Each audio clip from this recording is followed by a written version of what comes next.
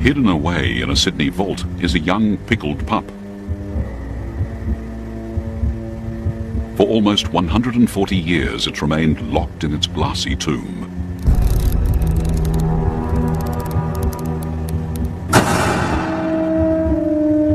But this is no ordinary pup. In fact, it's not a pup at all.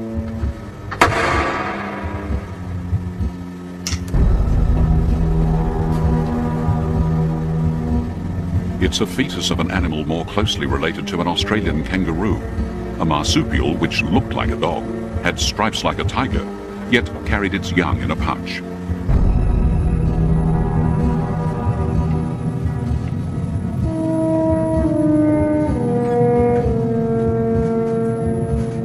How the Tasmanian tiger or thylacine came to be extinct is a tragedy. How it may live again will be due to a miracle. We have in that pup the seeds, the capacity, the time capsule to bring that pup back, bring thylacines back through the DNA preserved in that animal.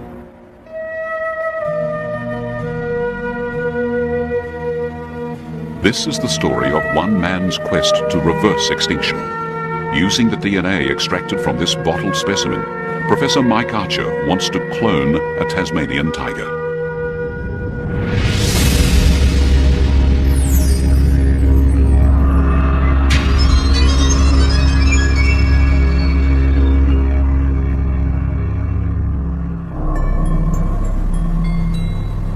Our story starts just south of Australia, on the island of Tasmania. It's a land of craggy mountains, wild rivers, and mysterious forests.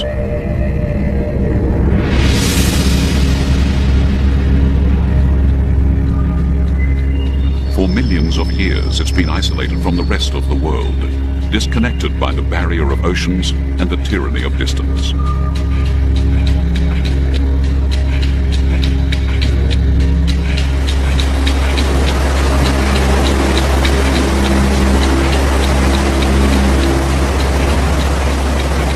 In its impenetrable wildernesses, there are still valleys which have probably never known the foot of man.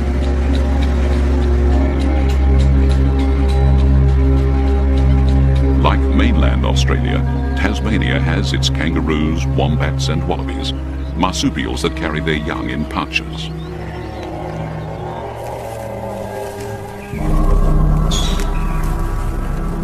But there was one Tasmanian animal that's no longer found on the mainland. A ferocious flesh-eater that terrorized all the other beasts. The thylacine.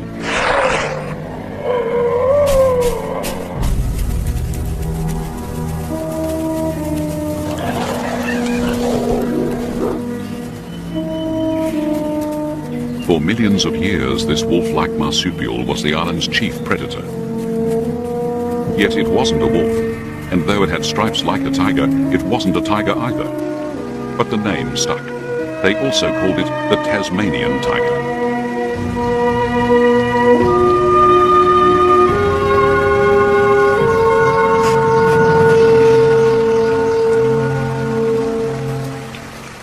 But today, only its ghost remains.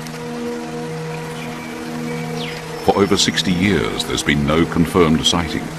Its mating call is no longer heard crying through the forests.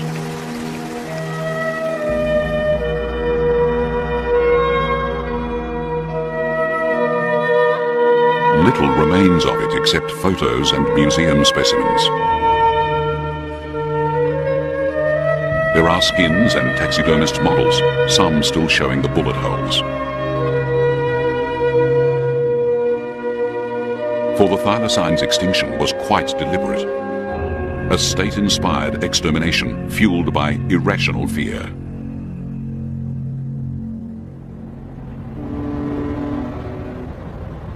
About 1,000 kilometers north of Tasmania is Sydney. One of the city's oldest institutions is the Australian Museum.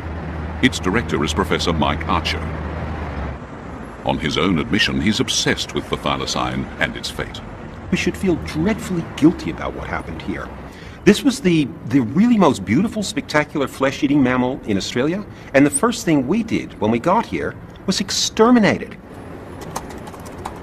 which is why he has set out on a bold experiment to try and reverse extinction. If he can extract DNA from this museum specimen, maybe one day scientists can clone a thylacine. The specimen is a thylacine fetus, a female, preserved or pickled for almost 140 years in a jar of alcohol. Now it's about to give its genes to science, which means releasing it from its liquid tomb. Slide it out. Go around. And the secret lay in the alcohol. If formalin or formaldehyde had been used, its DNA would have perished long ago. Ah, well, we have liver, actually. Oh, really? Great. And there was another secret. Its intestines were removed to help preservation. Fortunately, whoever did it left most of its other organs intact. And we have heart and lungs. Heart and lungs. It's a race against time. It cannot be out of its preservative for more than 30 minutes, or the effects of the alcohol may start to wear off. Oh, well, we can take more tissues than we thought. Each time the specimen's handled, there's a risk of contamination. All that's needed is one fleck of human skin to fall in, and they could find that they're getting DNA from the wrong animal.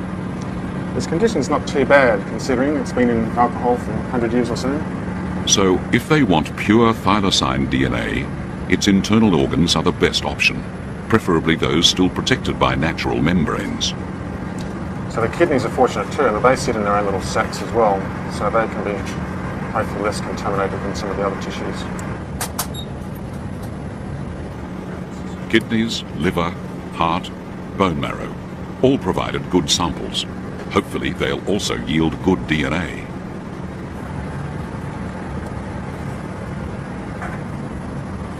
Now, we want to put some fresh alcohol back in this, don't we? They had met the deadline. The pup would be back in its jar well within 30 minutes. So how many samples have you got now? 10 tissue samples and two bone marrow samples. But while alcohol preserves DNA in the short term, no one knew what effect it would have over all those years.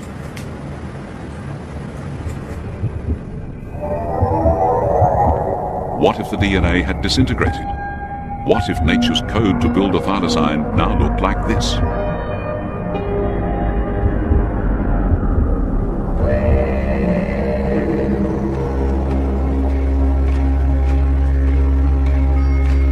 If Mike Archer's dream is ever to come true, he'll be putting back into these forests an ancient link, an animal whose evolutionary history goes back to a time when Australia was still attached to Antarctica. This has got to be one of the most significant forests in the whole world. Antarctica looked like this 55 million years ago, as beautiful and richly forested as this.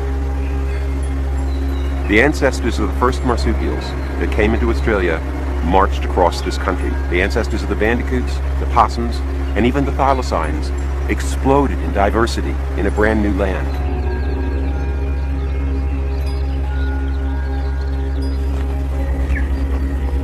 To understand where the thylacine came from, we must go back millions of years to when its ancestors ranged over the great southern supercontinent of Gondwanaland.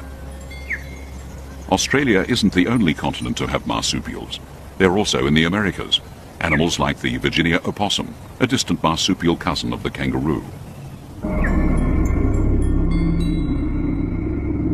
And they also lived in Antarctica until about 37 million years ago, when the climate changed and their habitat disappeared under the ice cap.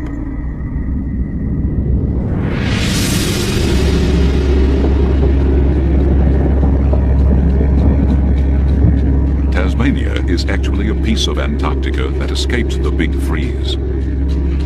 Millions of years ago, it was dragged north by Australia. Its shattered scarps, fragments of a trans-Antarctic mountain range, snapped apart during this titanic rift.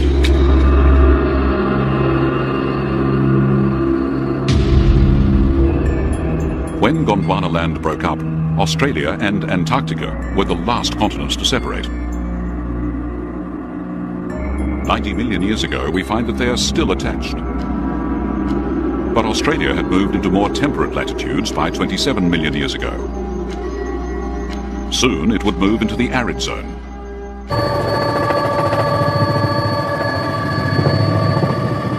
Which explains why a landscape once inhabited by rainforest animals now looks like this.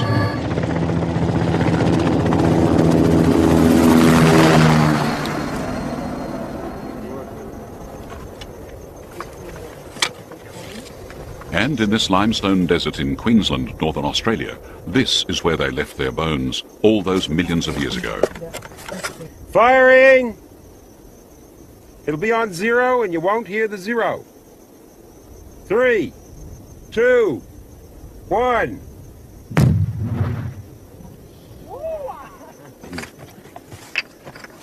So we're your scatters.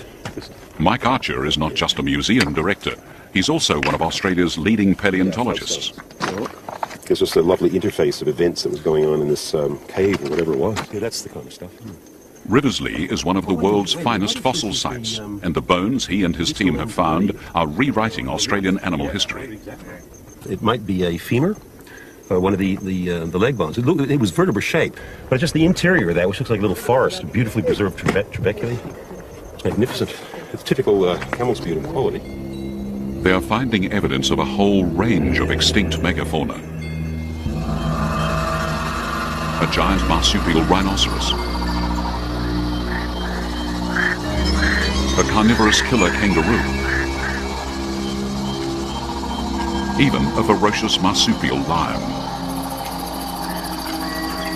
But more fascinating still, 27 million years ago, in what was once a teeming rainforest, they also found evidence of thylacines.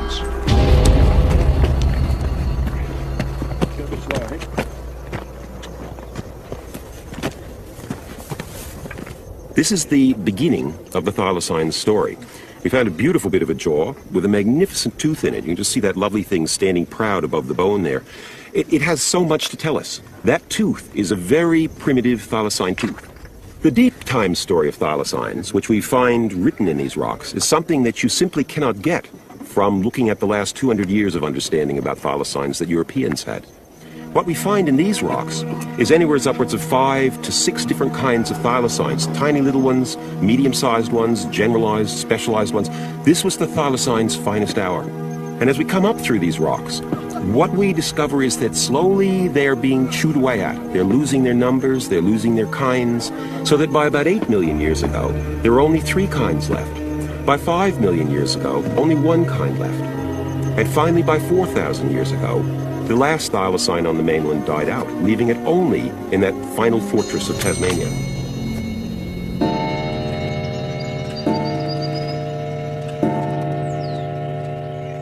But time started to run out for the thylacine in Tasmania at the start of the 19th century with the arrival of British settlers, among them Mike Archer's own ancestors.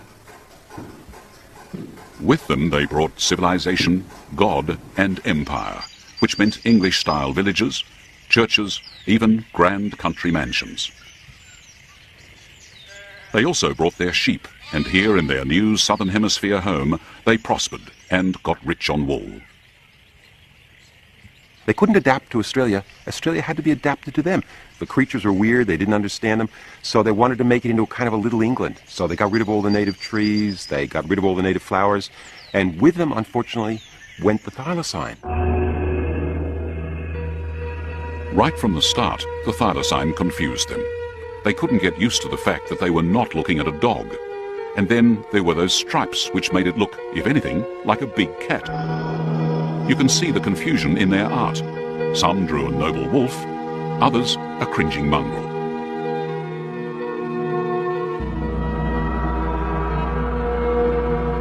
And when cameras arrived, it only added to the confusion. All these photos are of captive thylacines, in some cases whole families of them. Not only did they look like dogs, but they seemed to behave like them, though some obviously acquired a taste for chickens. But one of the more interesting photos to come to light recently does portray them as marsupials. Here's a family of stuffed thylacines in dog-like pose, except there's a little one sticking out of its mother's pouch.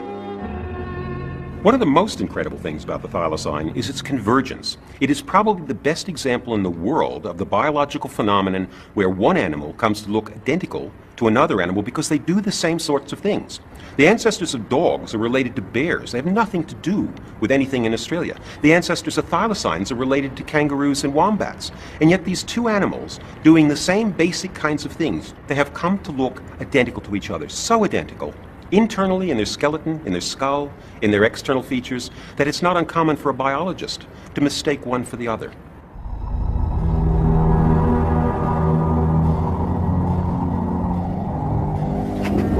But something was killing the settlers' sheep. For millions of years, thylacines had hunted wallabies and other small animals. Now a myth grew up that it was a sheep killer. Yet whilst feral dogs ran loose in the countryside, the thylacine got the blame. It seems that the settlers demanded a scapegoat. So a price was put on its head. What had taken nature some 50 million years to evolve was exterminated in only 50. In many respects, the destruction of the thylacine was simply a criminal act of the worst kind. A criminal act in terms of the animal was scapegoated and destroyed in Tasmania for the mythical belief that it attacked sheep when there is very little evidence to suggest that it did so. This is the tragedy of this situation. It was not the thylacines that were eating the sheep. That was so rare it didn't even matter. What was actually happening was wild dogs were eating those sheep. This area here, while nothing remains today, was one of two areas at the zoo where the Tasmanian tigers were housed. Extinction finally arrived on the 7th of September 1936. The date was symbolic, an extinction that you could actually put a time and a place to. Here at the site of the old Hobart Zoo, they still commemorate the day when the last thylacine died.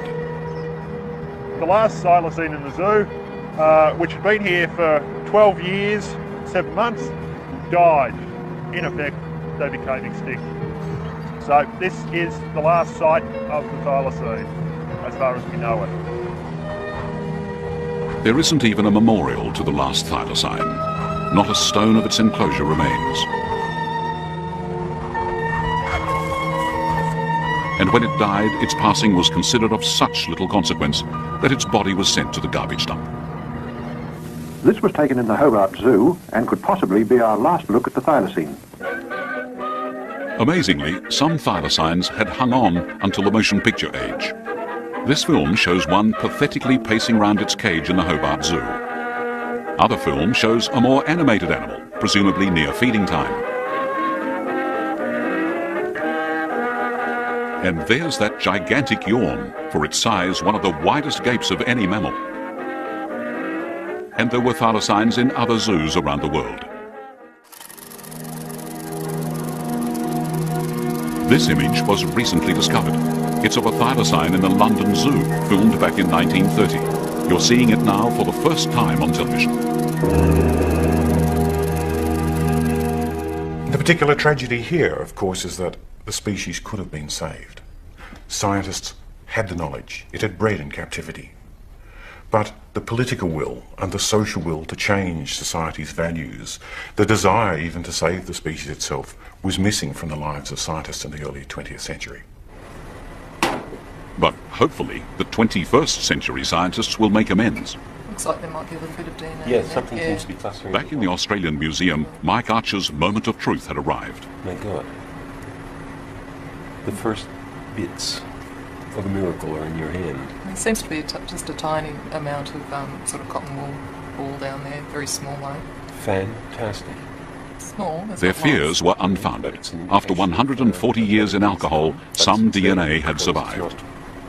Now, that couldn't be anything other than basically DNA that's being indicated. What's the significance of this? My heart is beating really fast. I mean, we have dreamed about this thing for years. I thought about it, at least 20 years ago, and I never really thought we'd get to this point. I mean, it was impossible, told by many people to us we'd never get here. The dream is starting to become a reality. I mean, we're not there yet, but step one, the fantastic stuff of actually getting DNA is occurring. So I could not be a happier man than any in the whole world. We are really going here. That's great. That's fantastic.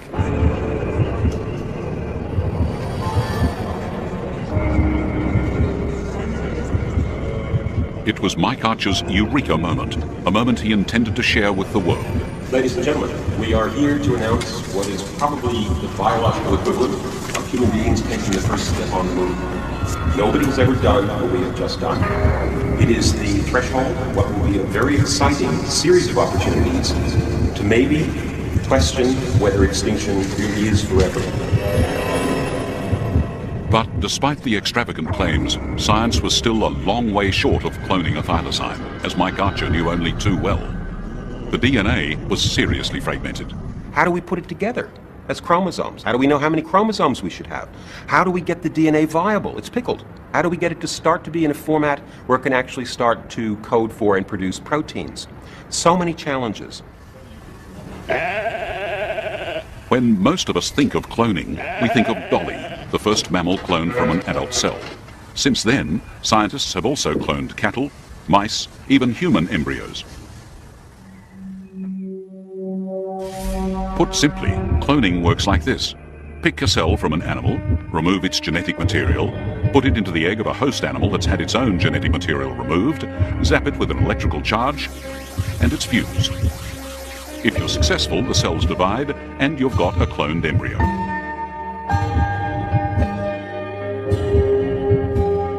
But what is nature's recipe for a mouse, or a sheep, or a pig? In most cases, scientists simply don't know, and they don't have to. All they're doing is manipulating nature's code. But reconstructing that code is a very different story. What we've got to do is something extraordinarily more challenging. We've got to take dead DNA from an extinct animal and insert that into the cell of a living animal and keep our fingers crossed that what we're going to get as the result of this process is the extinct animal back alive again. We've got the control. The job of trying to sort out all this DNA falls to doctors Karen Firestone and Don Three Colgan. different dilutions of the tooth and one of the bone. What is interesting, I guess, is that the heart doesn't seem to have much better conditioned DNA than the liver. It's hard to know really where to begin, particularly when it's so fragmented, and there's always a nagging feeling that it could be contaminated. It's ancient DNA. It's degraded. It's broken down into fairly small fragments. We're looking at 2 to 3 million different pieces that we have to put in their correct order. It's also in very low copy number, and it's a difficult material to work with. Like Jurassic Park, they must rebuild an extinct animal. This is the stuff of science fiction.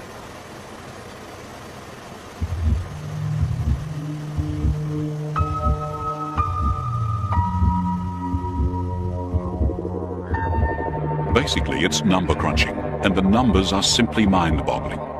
Thousands of pieces to put one gene back together, tens of thousands to reconstruct just one chromosome.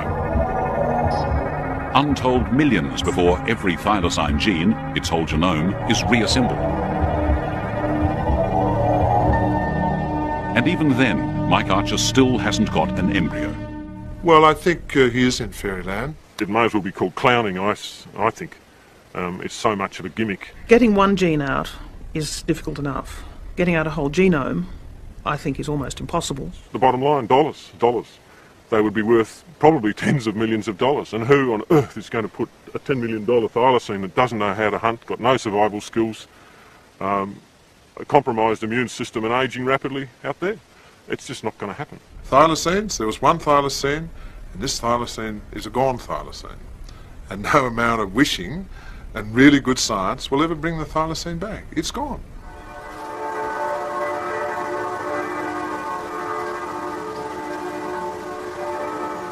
But not everyone is so negative.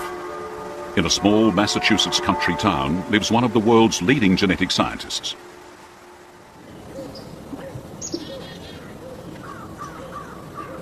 If anyone should be known as Dr. Clone, it's Robert Lanza. He's a man who combines an aptitude for cutting-edge science with a passion for stones and bones. This is a brontosaurus femur. This is a creature that was some 50 tons. It was probably the size of this entire house. And you can actually see where this creature at some point was actually attacked, perhaps by a T-Rex. You can see where the actual skin of the bone was ripped. It actually formed a callus over the damaged part of the bone. And here what we have is a crinoid. This is a pretty interesting creature. His house is a monument to extinction. Prehistoric sea creatures, animals, ancient plants, even dinosaur footprints. All are displayed like artworks around his house. And it was almost like it happened yesterday. I mean, you can see the smudge marks. And over here, what you have is a nest of dinosaur eggs that's about 100 million years old. Bob Lanza has created his own private Jurassic Park. And you can actually see the shells where the shells actually started to break off from the egg. But he's also taken a cautious interest in cloning the thylacine. I think it's definitely a feasible project in the next decade or so. We have a number of the technologies already working at this point. For instance, we know with the Human Genome Project, for instance, we know that just a few years ago, people thought that that was going to be many, many years in the future, and already we've already succeeded there. So that's a good example of how fast our science is evolving. Just over a year ago, he and his team confounded their critics when they cloned the world's first endangered species, a rare Asian ox called a gaur. It was the first time the DNA of one species had been put into the egg of another. The gaur's mother was a domestic cow. Unfortunately, the gaur died after 2 days from a common infection, but the point had been made. A cross-species clone had been born. I was told that we couldn't use the cross-species cloning to clone the first endangered species. I was told by virtually every scientist that that was an impossibility. And in fact, no one had ever even gotten a pregnancy at that point, and we ended up with a beautiful little baby gaur. So to those skeptics, I say, you know, we did it there. We did it a few years ago when the first animal was actually cloned from an adult cell. And so I think that is more the norm. I think that the scientific community is very conservative, and rightly so. I think there's no question this is an ambitious project, and it's going to take many years to have success. Bob Lanza doesn't agree with trying to clone everything.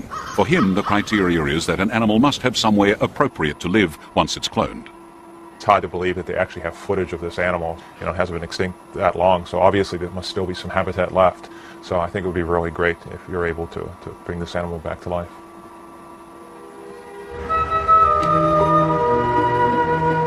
So what's the feeling back in Tasmania now that someone wants to bring their top marsupial predator back to life? Well, they see things rather differently down there.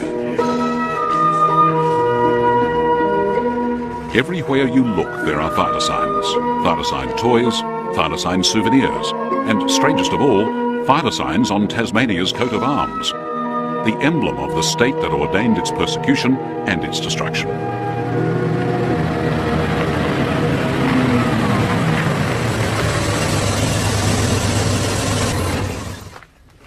It makes you wonder if it's really extinct. And there are plenty who'll swear that it's not. Cole Bailey is one of them. He's convinced some thylacines are still out there in the remotest regions of what is largely an uninhabited Tasmanian wilderness.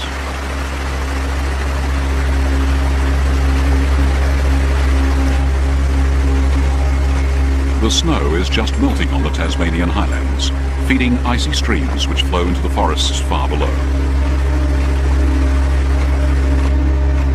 So it's into here that Cole Bailey, the true believer, and Mike Archer, the scientific skeptic, set off on a trek. For Cole, it's a chance to win another convert. But Mike has his own agenda. He wants to check out the thylacine habitat. They're heading into a remote forest which still boasts some of the world's tallest trees.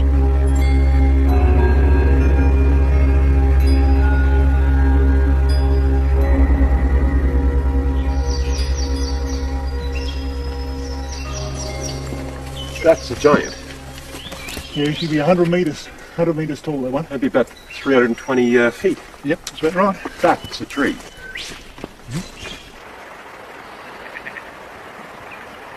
If Mike is to bring his thylacine back to life, he'll need somewhere to put it.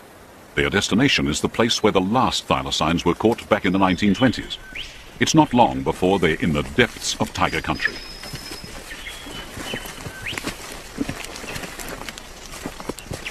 Oh, This wouldn't be one of the kind of places that you might expect the thylacine to put up. My word it is, yeah. It's the sort of place you'd expect him to hide up during the day. It's not a real lair as such, but it's a hiding place from their journey around through the... Yes, Suit me in a rainstorm. It's a beauty, isn't it? Yes, that's the typical where you would expect them to hide up. Very interesting. Deep in these Antarctic beech forests, the ferns and mosses seem so ancient, so primordial, that it's hard to believe anything could become extinct here. Maybe that's why it's so easy to get caught up in thylacine ghost stories.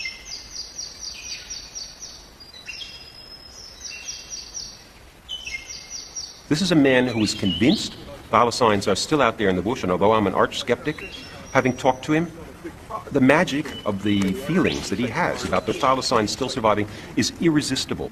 It's very difficult not to find yourself plugged into that vortex where you accept that they are still out there, still watching us in the bush. Even when thylacines were plentiful, they were seldom seen. They were usually solitary animals. Occasionally they hunted in family groups. Often bushwalkers felt they were being watched. But to actually see one in the open, you'd have to catch it unawares.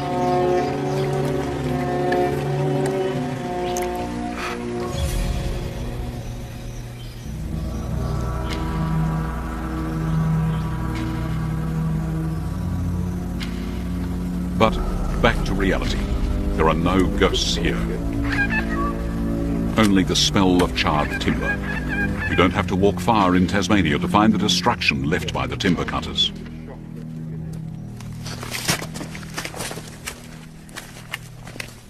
It's appalling. It just takes your breath away. This was once beautiful bush. This once was prowled by thylacines, by all the extraordinary creatures of Tasmania. And now it's a devastated charcoal wasteland. At this rate, not only will Mike Archer have to recreate a thylacine, he'll have to recreate its environment as well.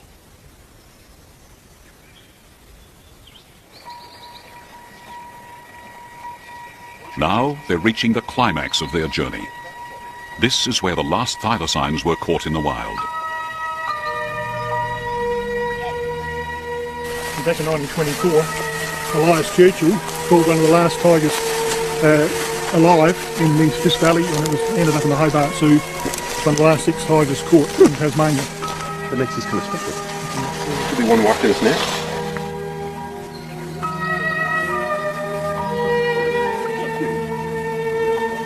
And so, yet another tiger hunt comes to an end with its inevitable conclusion.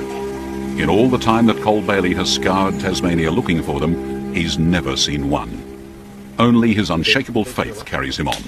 Carl, I got to ask you this, mate. I know that this is all this evidence, but do you really, in your heart of hearts, do you really think they still exist? I'm 100% sure they do exist. No doubt in my mind at all. And I'm amazed that no one as Penguin has come up with one. But it'll happen. I guarantee it'll happen. Okay, but if you find one, would you consider giving it to us so we could use that to clone the thing? Well, what do you need to clone one for when they're still here? And in Tasmania, there are many who would agree with him. Nearly everyone knows someone who claims to have seen a thylacine. Yeah, I do. Yeah. I think there's an odd one around. Oh, they're certainly still out there. There's no doubt at all. But in reality, there's not a shred of evidence that they still exist. Just ask the man whose job it is to investigate all so-called sightings. I think it's very unlikely the animal still exists, but it is possible. So if you had to put money on it, I'd put money against it. There's some very, very basic reasons for saying that. One is through improvements in primary production in the state, through regrowth in forestry, through new pastures we have and new crops. We have vastly more wallabies and thylacine prey species than we had probably ever in history. So we should have more thylacines than ever in history. And if it's gone, many would prefer that it stayed that way.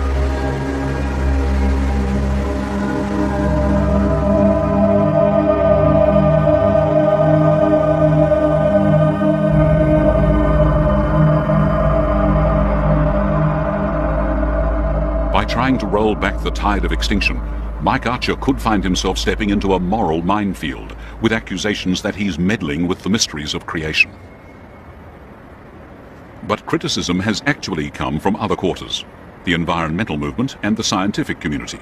So now accusations that he's playing God are the least of his concern.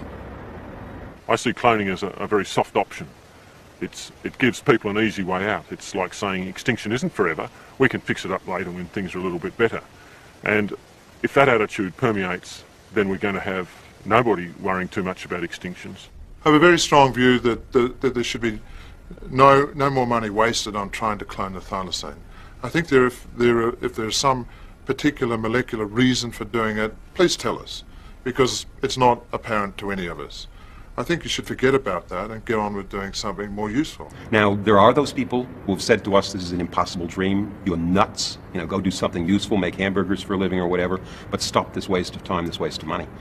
I can't help thinking about somebody like Lord Kelvin, who in 1895 made the comment, 1895, that heavier-than-air machines were never, ever going to fly. The trouble is, clone has become a dirty word, one that's now linked with the issue of human cloning.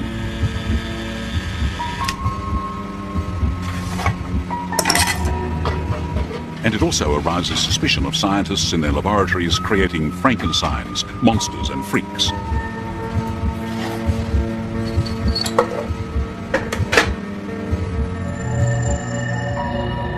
Well, meet a freak, the result of an extraordinary experiment that took place in the Arab Emirate of Dubai. This is my boy, this is Rama the Karma. He's a cross between a camel and a guanaco, and he was born in 3.5 years ago in January. Gorgeous little boy. Rama is a human creation. He owes his existence to a scientist, Dr. Lulu Skidmore. Arabian camels and South American guanacos, or llamas, are very distantly related, their common evolutionary ancestor living some 11 million years ago. Not only is there a huge evolutionary gulf, but the size difference also makes it impossible for them to mate. So egg and semen had to be brought together by artificial insemination to create this hybrid. But there were other problems. A camel is in fact 13 months gestation, and a guanaco should be about 11. So we assumed he'd be born around 12 months gestation, but in actual fact he was born after 10.5, which was quite a surprise to us and a surprise to his mum too. And so much so that she didn't actually have any milk, so we had to hand rear him. Because of that, he's obviously become very imprinted on human beings, and he now thinks he's sort of part human as well. But Rama is no longer unique. Another Karma has been born, this time a female, and she's called Carmilla. It's unlikely that Rama and she can interbreed, but then it was unlikely that they could exist in the first place. And if they're not sterile, and it's a big if, Lulu will have created a self-perpetuating hybrid species in a laboratory, and they'll be lovable Karmas, not Frankenstein monsters.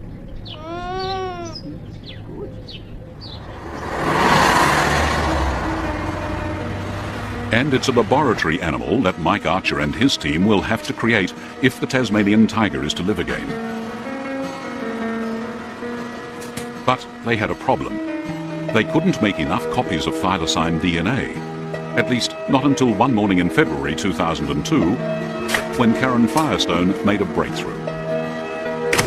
She summoned Mike Archer. Not only had she managed to replicate some thylacine DNA, she'd managed to make millions of copies, pure copies of DNA fragments, undamaged and unmistakably thylacine. For Mike Archer and his team, it would be their second eureka moment.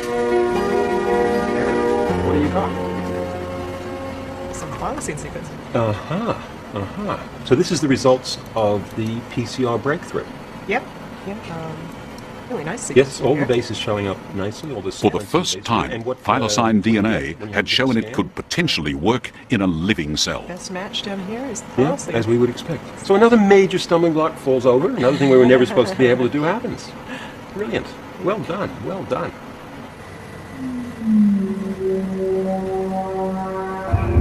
Now they'll store it in a biological library, each gene fragment fixed in living bacteria. At a microscopic level at least, pieces of thylacine will soon move back into the land of the living.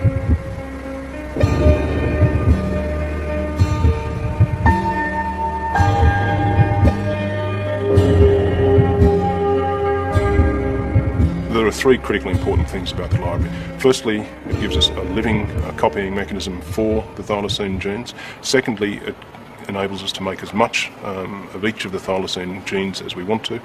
And thirdly, it allows us to begin sequencing the thylacine genome. And just assuming they can do all this, the process of bringing our thylacine back from extinction might begin like this.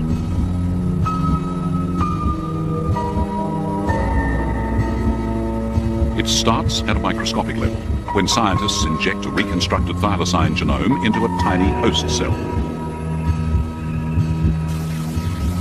The DNA in the nucleus starts to interact with the outer cell DNA.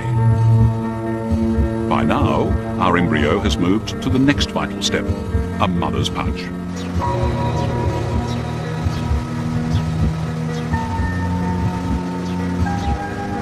It needs a surrogate mother, one selected from a related species. This is one of them, a tiger quoll, a carnivorous marsupial, which is itself endangered.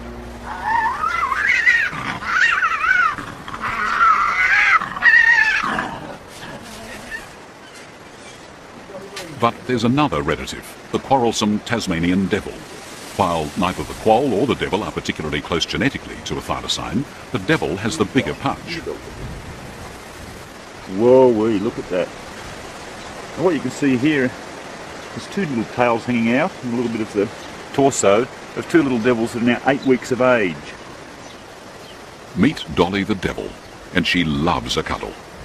For an animal with such a fearsome reputation, she seems very loving and maternal. Her pouch is one she can open and close. It's the sort of pouch that may one day nurture our thylacine.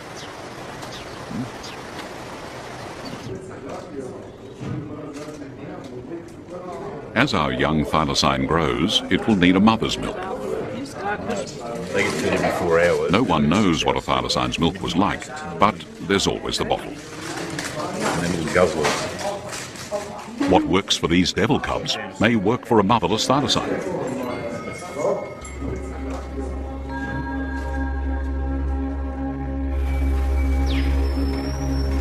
Now comes the moment when the loneliest animal in the world is released into its habitat.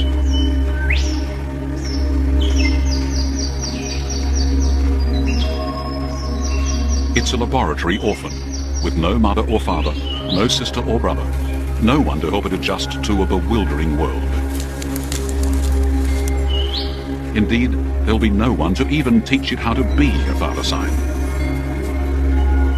except the ghosts of its slaughtered ancestors. In the end, I've got to do this. The obsession in me about thylacines is going to drive this project forward, and the people that are with me have the same shared obsession. I don't know if this is a waste of time, as some people say it is. I have no idea whether we're going to accomplish what we want to accomplish, but I know we're going to try. And I have this vision of a thylacine, a beautiful animal, not just a single thylacine, but a whole population of thylacines, living, breathing, eating, breeding, back in Tasmania where they belong before we, unfairly, in an ungodlike manner, exterminated them.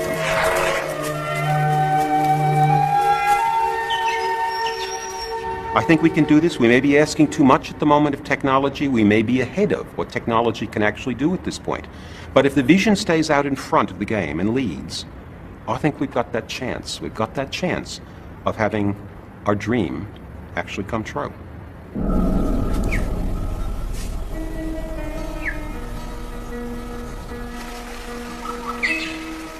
Whether Mike Archer's dream does come true or not, they'll almost certainly make many scientific discoveries along the way. Some may advance the cause of science, others the cause of medicine.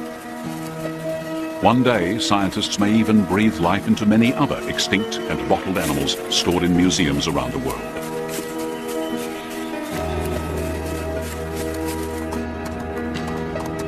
But if the Tasmanian tiger or thylacine does live again, it'll be due to the vision and drive of one man, a man who wants to reverse what he sees as a great crime of the 20th century. And if the advances in science keep pace with Mike Archer's vision, he and his team may well bring about the end of extinction.